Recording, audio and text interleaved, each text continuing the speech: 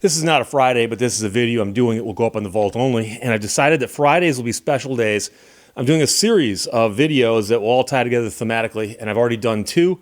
Remember the cake in the rain and then disregard previous cake. It'll become more apparent as we move along, but I still feel the need to do these videos where I talk about the interactions I have with some of my viewers because I find them therapeutic, if nothing else. So I've told people repeatedly I'm licensed only in Michigan. I cannot practice law outside of the state of Michigan. If I did so, I'd get in trouble. So I put at the end of my videos that I can only practice law in Michigan. Sorry very much, but I cannot practice outside the state. And I put that there because I had someone contact me recently and say, Steve, I'm in another state. I understand you're only in Michigan, but I need you to help me in this other state. And I said, I can't. I'm only licensed in Michigan. Guy goes, what would happen if you were to do something down here? And I said, I could get disbarred.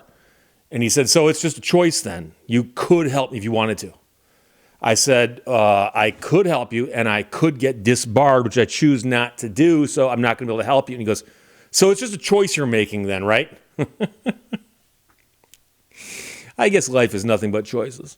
So I could help him if I wanted to, I guess.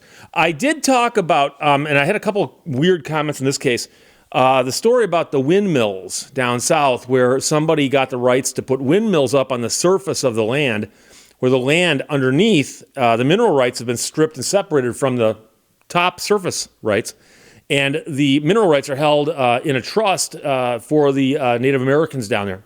And it's overseen by the federal government. And as a result of that, there's a specific federal statute that addresses how the mineral rights are dealt with. And based on that statute, the people who installed the windmills actually were mining by definition. And it's simply a matter of just the definition in that statute. When I did the story, I said specifically that I'd seen some references to this already where people were making a mistake and saying, oh, now the Indians want us to get a permit so that we can use the air. Or they say we need to get a license to harvest the air. That's so crazy. And at the end of the video, I said, by the way, people in the media are going to be saying this, and it's just not true, because I'd read the case, and the case specifically said, the opinion from the judge said, here is what they did that constituted mining. It had nothing to do with the interaction of the windmills with the air. I got an email from a guy who said, Steve, you apparently don't know. And by the way, just a pro tip, if you send an email to somebody that starts off with an explanation of how ignorant somebody is, they probably won't continue reading. But I read far enough where the guy said, you apparently don't know. The Indians are claiming they own the air, and you need a license from them to use the air in any manner. Now, the guy didn't watch my video, because at the end of the video explicitly addressed that. So apparently I don't know that. But then I got an email from a guy who said, Steve, I just watched the video about the windmills, and I appreciate your take despite the fact you're such a hardcore right-winger. Now, here's the thing. I get accused of being a hardcore right-winger and a hardcore left-winger on the same day by different people. It's just funny. People project. And so the guy claimed he liked the video, but he said, despite the fact you're such a hardcore right-winger. And I said, I'm curious, what makes you think I'm a hardcore right-winger? And he said, well, in the video you referenced, quote, the mainstream media. The mainstream media. And he goes, only right-wingers use that phrase to insult the media. And I said, what's an insult about that? And he goes, that's what they call it. I said, well, but I've also heard people just refer to the mainstream media as just the general media out there where it's not going to be just one, it's not going to be just MSNBC or just Fox News. It's going to be a bunch of different media outlets all covering the same thing in the same way. And I noticed that some of the references to this mistake about the licensing and the permits wasn't stuck on one side or the other. It was across the board. Mainstream media. The guy goes, no. He goes, that is an insult. That is an insult that the far right uses, and you know it. Then I did the story about the libraries in Florida in response to a new state law who've been told that you cannot have books in the library that cover certain topics. And apparently the law talks about specific things that you cannot have in the books in the libraries that are available to children. And in general, I agree that there should be some things that belong in the adult section versus the children's section. And if it's a school, obviously you have to be age appropriate. I understand that. But I pointed out in the story that there were some school districts that said that following the letter of the law, they technically had to pull and review dictionaries and encyclopedias because they address some of these topics in there. And I had a guy send me this note, and he goes, Steve, he goes, it's pretty clever what you did there. He goes, but you made up the entire story, didn't you? You made up the entire story. And I said, no. I go, in fact, I cited my news source in the story and said, here's where I got it from. And he goes, no. He goes, you know, and I know that the whole story is about censorship, right? He goes, you said that they pulled books at the library. He goes, you're joking, kind of, you're trying to pull, like, in other words, you're not lying, but you are kind of pulling a fast one. He goes, because when you go into a library and you get a book off the shelf, you have pulled that book. And when you put it right back, it's back where it was, but you can say that book has been pulled, right? He goes, so none of these books have actually been, like, removed from the shelves. They were simply taken off and put back on, and you kind of made that up. And I go, no. They were pulled for review. They're being held while they're being reviewed. Then, if they meet the standards, that can go back on the shelves, they'll go back on the shelves, or they can be pulled permanently, which would be a ban. But as of right now, they said they're in a review process. And he goes, Steve, you made the entire story up. He goes, I know you did. I go, dude, you can look at the news source I cited. What about that? And he goes, for one thing, he goes, name one county where it happened. Name one county. He goes, you can't. So I typed into Google, Florida book pull library county, and up popped a bunch of examples. So I said, you could have spent 10 seconds Googling this rather than 5 minutes emailing me and done the same search I did and found out here's a county that did it. And the guy went silent on me. It's the weirdest thing. And I don't understand why people will actually go to the lengths of accusing me of making up a story when I cite who I got the story from, and then saying, well, you can't name a single county when the story contains several counties, and all you had to do is Google it. Now, I will tell you, I got a lot of feedback on that story, and I appreciate that, by the way. And I had several people say, hey, Steve, you mentioned your mother was a librarian. Congratulations. Other librarians wrote in. And a couple people did say, Steve, you do understand, and by the way, I'm not saying this is correct, but they're pointing out a possibility. They go, you do understand that some of the librarians are doing this to make a point. That is, if the law says you can't talk about this word, well, that word's in the dictionary. So we have to pull the dictionary to take a look at it. And he goes, they know the dictionary is not going to get pulled permanently. And I said, oh, that might be. But they're making a point. It's an interesting point. That it's very, very difficult to define some of these things and say, well, you can't talk about this. How are we talking about it? Is it simply a definition of a word in the dictionary, or is it something else? I also apparently, once in a while, one of my videos from like 5 years ago will suddenly get a lot of traction. I know that because I start getting comments from people who say things like, oh, regarding your recent video, and they mentioned something that happened 5 years ago. I don't blame them for that. I understand how it works. But I had several people talking about the issue about how you can get around civil asset forfeiture by putting your money in an envelope, sealing it, putting a stamp on it, and addressing it to yourself. See, when the police pull you over, they cannot open that envelope because that's U.S. mail. That's a federal offense right there. Boom. If only it were that easy. You see, it's not mail until you put it into the system at a mailbox, post office, or in the hands of a mail carrier. And it only remains mail until it gets delivered and is in the mailbox. Once you pull it out, it's no longer mail. So if you've got it on the front seat of your car, unless you're a mailman driving a mail truck, it ain't in the mail. So no, that won't work. So I had a guy send me a note about that, and I responded and told him what I just told you. And he said, well, but Steve, I got a solution for that. He goes, as you know, mailboxes are owned by the feds. He goes, so take a mailbox and mount it in your back seat. He goes, you don't even need to lock it. He goes, just put the mail in there, close the door. They can't touch it. Federal offense. Now, number one, you own your mailbox, okay? The feds don't own your mailbox. They regulate your mailbox. We've been through this before. Owning and regulation are two different things. And so if you don't believe me, I will go out and remove my mailbox, take it inside and replace it.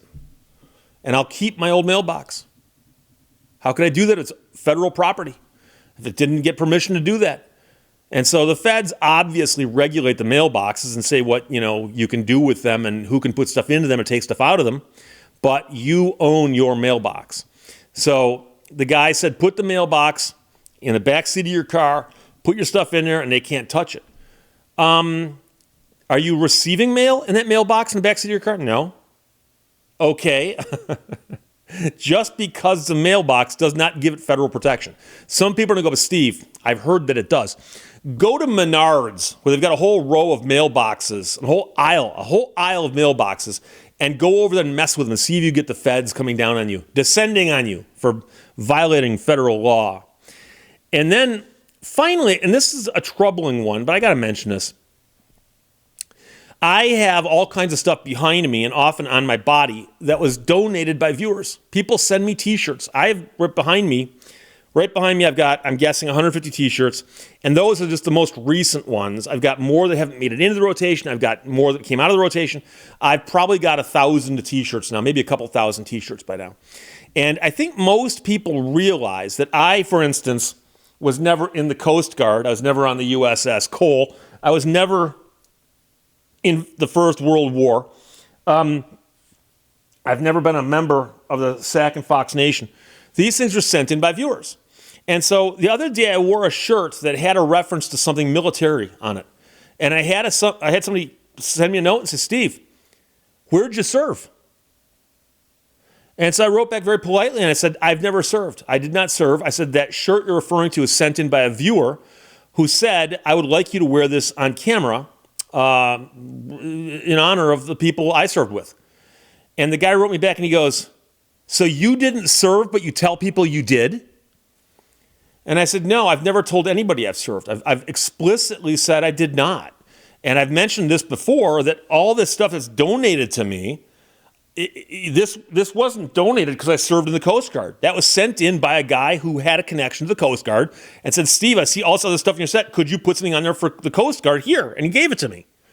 So that doesn't mean I served in the Coast Guard. And the second anybody asks, I tell them, no, I did not serve in the Coast Guard or on the USS Cole. I've never been the boss of New York State. Okay? These are all just things people sent in. They wanted to see on the set. And people have sent in T-shirts and said, I'd like you to wear this T-shirt in honor of the people that I served with or my husband or somebody. This guy goes, that is a disgrace. You are a disgrace to put on something like that to lead people to believe that you served in the military when you didn't. That is disgraceful. Now, I have to tell you, that video is seen by over 100,000 people. And in 9 years, after several thousand videos, I finally got one from somebody who actually thinks that me wearing a shirt that says anything on it is me making a statement about myself. See, my name is Eddie Bauer. Obviously, I've got it on my shirt, right? But the guy was serious. And he actually pretended when I wrote back the first time and said, no, the shirt was sent in by a viewer who asked me to wear it, when he goes, so you just say you served and you didn't serve. I never said I served. In fact, the interesting thing about that particular shirt, it's not terribly obvious what it's a reference to. I'm not going to get into it right now. And I didn't address it. And in fact, 99.9% of the time when I wear a shirt on camera, I do not address it. I simply wear the shirt. Once in a while at the end, if I think the bottom half of the shirt's unclear, I'll stand up and I'll show the entire shirt. But I very rarely say, oh, by the way, look at the shirt I'm wearing. And I have never said, I'm wearing this shirt because I served with this unit in Vietnam or something. Never done that. Now, I will tell you, my father was in the Army, and my grandfather was in the Army, and I had an uncle who served in the Navy, and I've had relatives who've served, and whenever I meet somebody who served, I shake their hand, thank them for their service, and I'm very, very respectful. And I do believe that we all owe a debt of gratitude to the people who've made the sacrifices to serve in our armed forces. And when somebody sends me a shirt and says, I'd be honored if you would wear this on camera, or sends me something like that and says, would you please put it on camera? I do it. And I'm doing it to honor them, not to steal their glory or be some kind of, stolen valor person. No, I've never once hinted, indicated, suggested, or otherwise that I served in the military, and that's why I'm wearing this T-shirt today. Whoa, check this out. I just happen to have on my desk right now a couple patches that were sent to me recently by somebody who wanted them to be on the set. I wore their shirt, and I think something else has made it on camera, but it'll get there eventually. Just a lot of stuff has got to work its way through. But yeah, I'm a disgrace. But I do understand 100,000 people saw the video. One person complained. Out of the 250 million views I've had on YouTube, one person's complained. But I simply had to point this out because people do ask me. They say, Steve, you get fan mail, you you get notes from people. What kind of stuff do you get? And I got to say, well, it's all over the board. People who think I'm a hardcore right-wing person, or people who think I'm a hardcore left-wing person, or people who think I'm out here stealing the valor of others by wearing T-shirts on camera that suggest that I've served in 17 different branches of the military, including, by the way, the Royal Canadian Mounted Police. I understand they're not military, but I had somebody get very, very upset with me because I wore a Royal Canadian Mounted Police shirt on camera about a month ago. And I had a person write me this really scathing mail about what a I can't use the word. I'd get demonetized. But what a donkey gymnastics. What a donkey I am for wearing the Royal Canadian Mounted Police shirt on camera. Because, Steve, you've got to understand, they're worse. They're worse than any police that you have in America. They're worse. They're worse. And I didn't have the heart to tell him, and mainly because I didn't respond to the email, that it was given by a friend of mine who is in the Royal Canadian Mounted Police. And I'm not talking about somebody who just mailed it in and said, Steve, here, you can wear this. I'm talking about a friend of mine who is actually a member of the Royal Canadian Mounted Police. And so what's weird about this, I know that people in our society, and I'm going way off on a soapbox tangent here, but people in our society are so used to the idea that, like, I can get offended. I am deeply offended. That person should be fired. And everybody's deeply offended by everything.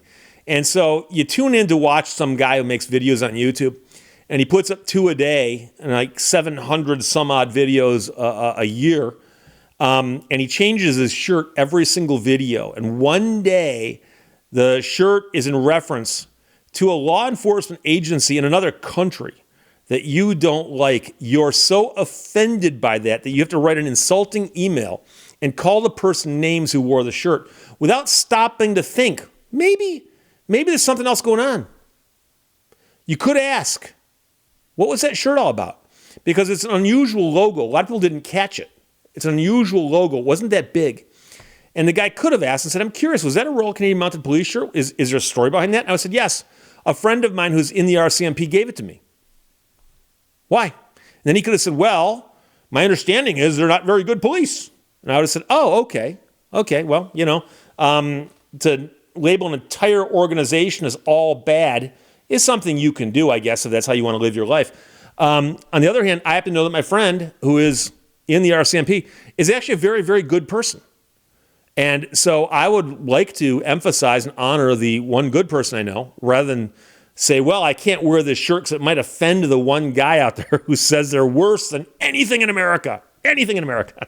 Oh, yeah, much worse, much worse. So there you go. Where does the time go? I don't know. Okay, I'll talk to you later. Bye-bye.